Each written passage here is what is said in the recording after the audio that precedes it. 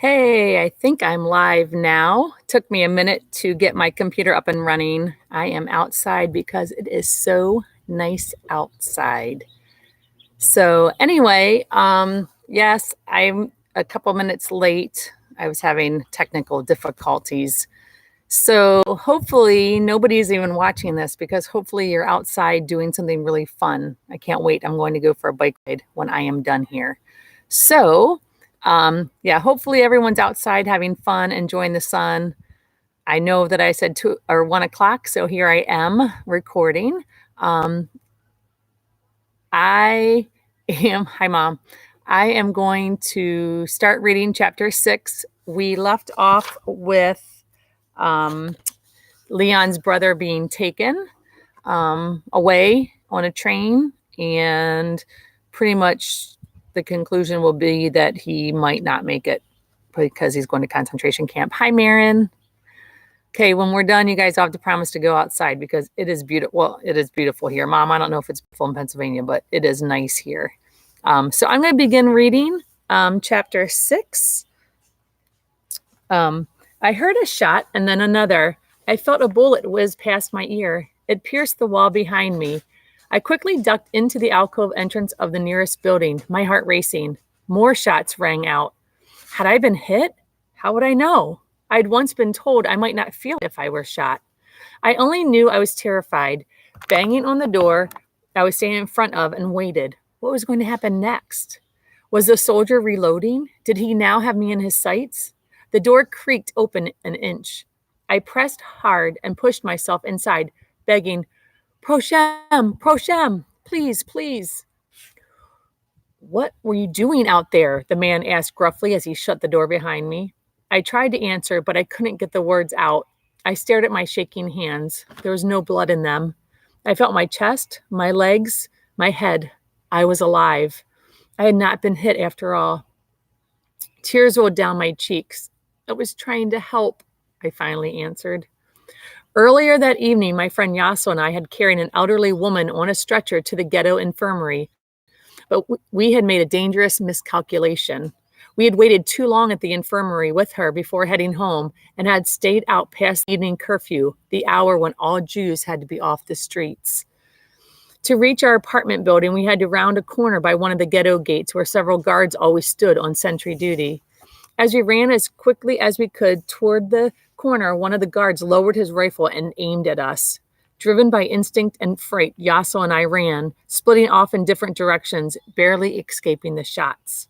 The guard probably lost interest in us as soon as we disappeared from his view, but I wasn't ready to take another chance with my life. I spent the night with strangers, curled up on the cold floor, terrified and very much alone, glad that I had not been shot.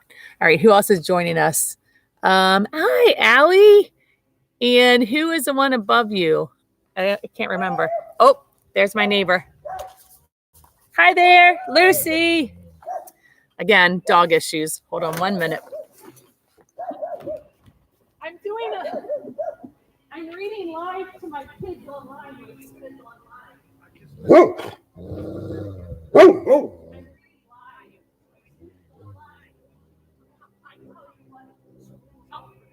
I know. I'll talk to you a little bit later.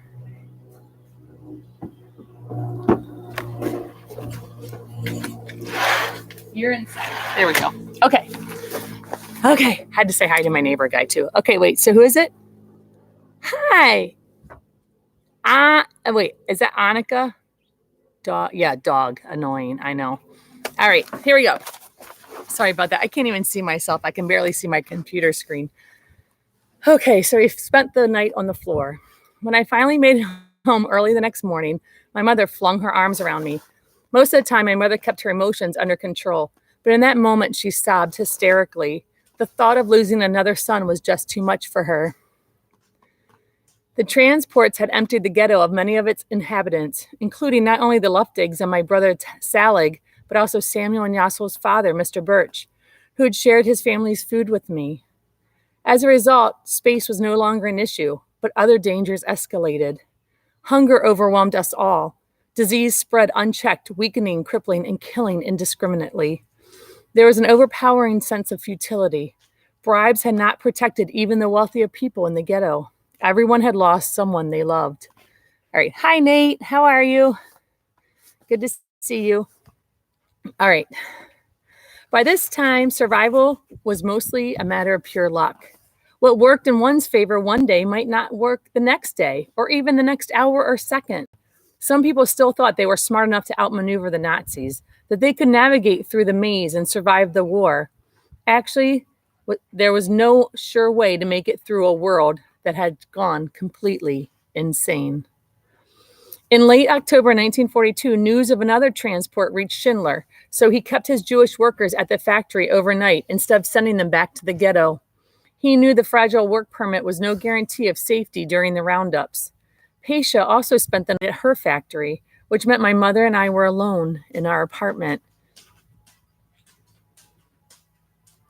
My mother and Mrs. Birch had devised a strategy they hoped would protect us. They decided to hide in plain sight, sweeping and cleaning the courtyard, looking busy and useful. Meanwhile, Mrs. Birch's sons, Yassel and Samuel, and I would hide in the crawl space of a storage shed behind our building. It was a tight fit, since there are only about 10 inches between the rafters and the roof. He's on here. Hi, Maddie. So there's about 10 inches. So that's about how much. So the rafters are the boards above in, like, say, a shed or a garage or something. So if their plan was the three boys would go up in the shed and they would hide way up in the rafters, and only having like this much space. So you can imagine how tight that must have been. So let's see what happens. In the morning, the ghetto reverberated with sounds of the Action, the roundup, gunshots, shouts in German, doors banging, and heavy boots on the stairs. My mother and Mrs. Birch put their plan into action. They quickly began sweeping the courtyard as if their lives depended on it, which in fact it did. Yassel and Samuel and I crawled up into our hiding place. With scarcely room to breathe, my friends and I tried to stay motionless and silent as we waited. Lying on a rafter, I could see only the floor of the shed below. All I could do was listen as screams and shots filled the air. The noise grew steadily louder as the soldiers neared our building. The German shepherds used to ferret out people in hiding were barking ferociously. Their handlers ignored pleas for mercy and killed indiscriminately. I covered my ears, trying to block out the shrieks and moans and cries of please and no. Suddenly, my mother appeared in the shed. She had intended to bring us a teapot with water and then return to the courtyard. But as the Nazis approached, some sort of survival instinct clicked in. She set down the teapot and climbed into the crawl space with us. Packed tightly together, we prayed we would not be discovered. Then a horrible realization entered our heads. We all stared down at the floor. In her rush to hide, my mother had left the teapot right below us. If the Nazis entered the shed, spotted it, and became suspicious, they would surely look up and discover our hiding place. We lay motionless for a long, long time. I closed my eyes, imagining bullets penetrating the rafters and tearing holes in me. We were such easy targets. After several hours, the screams stopped. Occasional shots rang out, but they came at longer and longer intervals. We seemed to have escaped the worst for now, but we didn't dare move. When it grew dark, we heard a man's voice in the courtyard saying, "It's safe now, you can come out." So they laid in those rafters for hours, and just waited. And then all of a sudden now they heard a man's voice saying, "It's safe, you can come out."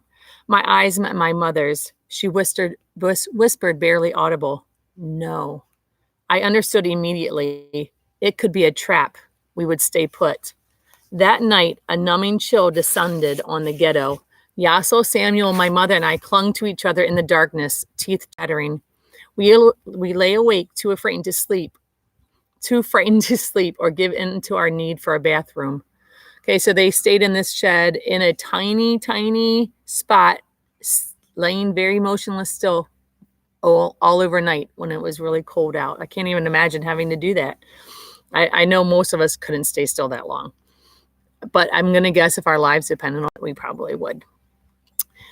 Yassel, Samuel, I already said it, sorry. The following day, the SS, an organization that began as Hitler's personal bodyguard and grew to have vast authority over the Jewish question, continued to patrol the ghetto. We could hear the random shots, the dogs, and the screams. My mother's instinct had been correct. The Acteon was not over. I wasn't sure I cared anymore. I was at my edge. Hunger, thirst, and fear had thoroughly depleted me. All I could do was think of the teapot of water my mother had left on the floor below. I tried to convince her that I could jump down, grab it, and bring it back up without being noticed, but she would have none of it. Shivering from cold and fear, the four of us remained in our cramped refuge until dusk. The hours seemed interminable. Finally, we heard another voice in the courtyard. Hannah Layson, a man called out. I was sent by Moishe Layson. Startled, we stirred from our half-conscious state. I searched my mother's eyes. She was unsure what to do. Is Hannah Layson here? He asked again. I work at the factory with your husband, Moishe. Reassured by twice hearing my father's name, my mother nodded to me, and finally, after almost 2 full days, we dropped down from the rafters. Pain shot through my legs as I landed on the floor. I grabbed the teapot and swallowed a few gulps of water before passing it on to Yassel and Samuel. Stiff and sore, the four of us emerged from our sanctuary, exhausted, thankful to still be alive. So they were in that place for 2 days. Wow. Without drinking, eating, going to the bathroom. I can't even imagine. Without a word, Yassel and Samuel dashed inside our building to search for their mother. Their apartment was empty. Their mother was nowhere to be found. She had been seized in the roundup. Yassel and Samuel would have to rely on their own resources. They were not the only youngsters left to fend for themselves in the ghetto. Of course, adults helped them in many ways, but basically the boys knew that drawing as little attention to themselves as possible was their best chance of survival. In the late evening, my father, David, and Paisha returned to our apartment with scraps of bread in their pockets. I tore into the food even before I hugged them, but forced myself to stop so that we could all share the meager morsels. My father delivered the latest news. He, David, and Paisha had been ordered to report immediately to the Plaszow. Let's make sure I said that right. Yeah, the Plaszow, I think that's how it's pronounced, the Plaszow labor camp, about 2.5 miles from the ghetto. For the first time since our family had been forced into the ghetto some 18 months before, the 5 of us, still together, were to be separated. As the population of the ghetto continued to diminish, officials began to reorganize those of us remaining.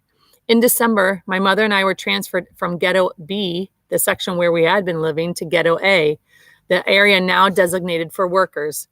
A barbed wire fence went up, dividing the 2 sections of the ghetto. Then the relocation began. We were ordered to take only what we could carry and find a living space for ourselves in Ghetto A. Without a moment's hesitation, I grabbed the precious parting gift that Mr. Luptig had given me, his thermos. I also carried a jacket and a blanket. It broke my heart to leave behind Mr. Luptig's treasured pipes. Before we left our apartment, my mother had me help her drag out the pieces of our furniture we hadn't used as fuel to the balcony and pushed them over the railing. The cabinet, the table, and chairs splintered to pieces as they crashed onto the concrete courtyard. My mother had decided she wasn't going to leave anything valuable or useful to the enemy if she could help it. Once again, I was impressed by my mother's cleverness and courage. I was impressed by my mother. It felt so good to do something against the Germans, even if the only thing we could do was destroy our own possessions. My mother waited until the very last minute to cross over to Ghetto A, rushing back to our building one last time for a cooking pot, which she wrapped in a sheet. I could hardly believe that she would take such a risk for a mere pot, but going back for it gave her one more moment to survey her kitchen and what had been her home. Initially, we found no place to stay in Ghetto A. Door after door closed in advance of our arrival. Every apartment was filled to capacity. Eventually, we found 2 spots in an attic. We squeezed into a space with other relocated workers from Ghetto B sleeping in rows on the floor. My mother and I shared a single blanket. Our situation now made our room with the Luptig seem like a mansion by comparison. Somehow, in these terrible circumstances, my mother and I found the will to persevere. We had to keep going for each other. Each morning, my mother went to her cleaning job and I went to the brush factory. When we said goodbye, I wondered if it might be for the last time. Every time I returned from work and found her there waiting, I felt there was still hope. Each night we prayed that my father, David, and Paisha were safe, that Herschel and our extended family were still secure in Nerevka, and that Selig had somehow escaped and found a safe hiding place. Then, in March 1943, the Nazis liquidated the entire ghetto. All of us remaining were to be sent to Plaszow. At least that was the rumor. Honestly, I was glad to be leaving, thinking that once again the 5 of us would be together. I had no concept of what Plaszow was. I felt a naive confidence that because I had a real job, I was protected. On the day we were to be transferred, the Germans ordered us to line up in groups according to our work assignments. My mother stood with the cleaning women. I stood with my group from the brush factory. I saw my mother pass through the gates without incident. When my turn came, a guard yanked me out of line. He clearly thought I was too young and too puny to be useful. "You'll go later," he said, pointing me toward the group of other children gathered off to the side, out of the formations. My work permit was useless. I found my friends Yasso and Samuel already there. In the chaos of our move to Ghetto A, I had lost track of them. They had managed to survive on their own without their parents, but now we were all caught in limbo. They whispered to me, "We're going to hide like we did before. You should come with us." I thought about going with them and returning to our narrow hiding place in the rafters of the shed, but something stopped me. I'm not sure why I felt the pull so strongly, but I knew I had to be with my mother. She and I had been through so much together. She was my strength and I was hers. So I told Yasso and Samuel, I am going to try something else. I spotted another group of workers and attempted to blend into their ranks. Once again, we inched toward the gate of the ghetto. And once again, as I came close, the same guard spotted me and pulled me out, shoving me away from the departing group. Although I knew it was risky, I loitered as close to the gates as possible, waiting for a moment when I might be able to dart through them. At long last, the guard was called away. I saw my chance and joined another group. With a lump in my throat, I moved forward, closer and closer to the exit, desperately hoping the guard would not reappear. As I reached the gate, 2 officers waved me through, and I was now among those headed to Plaszow. My heart was racing. All I wanted was to see my family again, no matter what the situation. As I walked out of the ghetto with its tombstone-crowned walls and along the streets of Krakow, I was dumbfounded to see that life seemed just ahead as it had been before I entered the ghetto. It was as if I were in a time warp, or as if the ghetto were on another planet. I stared at the clean, well-dressed people busily moving from place to place. They seemed so normal, so happy. Had they not known that we had been suffering just blocks away? How could they not have known? How could they not have done something to help us? A streetcar stopped and passengers boarded, oblivious to our presence. They showed absolutely no interest in who we were, where we were going, or why. That our misery, confinement, and pain were irrelevant to their lives was simply incomprehensible. So they totally just were, I can't believe it. Like, so they're suffering, people are dying, people are being taken away and starving, and all the people around the city just went around along in their business. Seemed like nobody did anything to help the Jewish people. They just went on their way and did their thing and forgot about helping their fellow man. Okay, so let's see what happens. As we neared the Plaszow camp a short while later, I was still overjoyed I had succeeded in leaving the ghetto.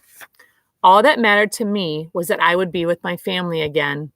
As I entered the chaos of Plaszow, I saw something before me, a world far worse than I could have ever imagined, far worse than I could have ever thought possible. Stepping through those gates was like arriving at the innermost circle of hell. So that is the end of chapter 6. So this is a point where obviously he's left the ghetto and he is heading to a camp. So we will see what happens tomorrow with that. Hopefully you guys are, it's very, very sad. Like I said before, this is about the Holocaust. The things that we're going to be reading tomorrow and the next few days will be very, very probably difficult for you to hear. But they are things that happened. And I think that there are things that you should probably know about history, our world history, so that we tend not to repeat it. And hopefully, it's hard to think of people just moving around doing their business in their own little world and ignoring all the people that were suffering and starving and dying. It's kind of sad if you think about it. So anyway, so this is it. I cannot wait. I am going to get ready, get dressed, go for a bike ride, go for a walk today. I don't know, clean out my garage, who knows what. Um, Hopefully you guys have a great day. I will see you tomorrow at 1 o'clock. I love you guys. Have a good afternoon. Bye. Have a good day. Nate, I saw you there. Marin, Allie, I don't know who, I can't remember who else is here. Annika, maybe, I can't remember. Anyway, love you guys. Have a good day.